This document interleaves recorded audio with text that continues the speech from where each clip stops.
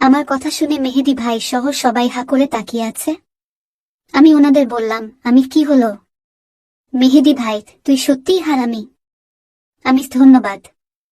এখন ওদের ক্রাশগুলোকে আমাদের টিমের একটা ভালো পদ দিয়ে দাও, তাহলে দেখবে জান্নাত ছাড়া বাকি 4 জন আমাদের টিমের কথায় চলবে। মেহেদী ভাই, ওকে? আমিস আর জান্নাতকে আমি দেখে নিব, কিন্তু তার আগে জান্নাতকে বা ওর সম্পর্কে কিছু জানতে হবে আমাকে।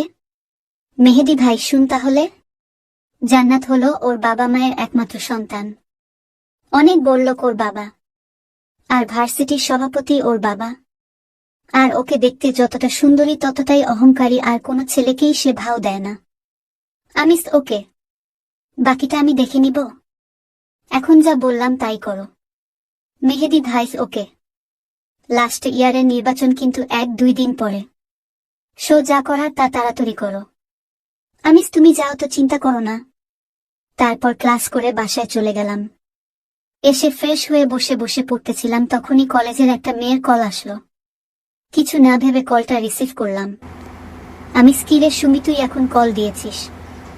সুমিত ভাই, আপনি যে ইউনিভার্সিটিতে ভর্তি হয়েছেন সেখান থেকে জান্নাত নামের একটা মেয়ে কল দিয়ে প্রিন্সিপালের কাছে আপনার খোঁজ নিতে। আমি তো স্যার, কি বলল?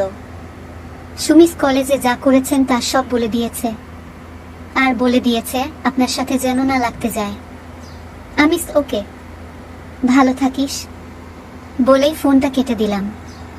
পরের দিন কলেজে যেতেই দেখি জান্নাত আপু সহ সবাই বসে আছে। তাই আমি ওনাদের কাছে গেলাম। আমিস, কি ম্যাডাম, আমার খোঁজ নেওয়া শেষ। কি বলল প্রিন্সিপাল? জান্নাত, তুই জানলি কিভাবে?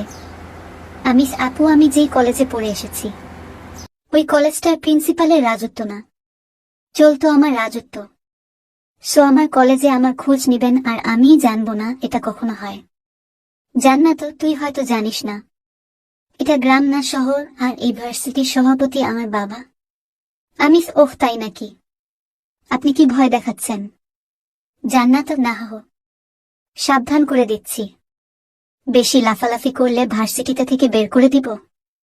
জান্নাতের কথাটা শুনে আমি জুড়ে হেসে দিলাম।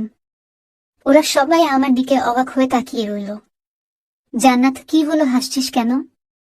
আমিস আপু, আমাকে চাইলেই বের করে দিতে পারো, কিন্তু পরে ভার্সিটিতে মুখ দেখাবে কিভাবে? জান্নাত, মানে?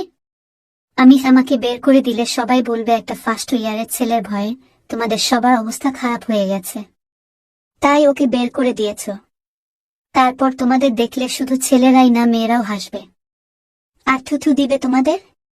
জান্নাত, উই উই উই, রাগে গজগজ করতে লাগলো। আমিস, তুমি রাগলে তোমাকে একদম পরীর মতো লাগে, তা কি তুমি জানো? বলেই পিছন ফিরে চলে আসলাম। তখনই জান্নাত আপু পিছন থেকে ডাক দিয়ে বলল, জান্নাত, তোকে ভার্সিটিতে থেকে বের করব না, তোকে ভার্সিটিতে রেখেই শায়েস্তা করব। আমিস, ওকে? বলেই চলে আসলাম। এসেই মেহেদী ভাইয়াদের কাছে গিয়ে বসলাম।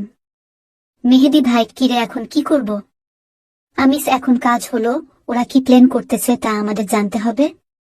মেহেদী ভাই, কিভাবে? আমিস, ওদের টিমে বেজাল মিশিয়ে দিতে হবে। মেহেদিস, কিভাবে? আমিস, আমাদের দলের কয়েকটা মেয়েকে কায়দা করে ওদের টিমে ঢুকিয়ে দাও, ব্যাস তাহলেই হবে।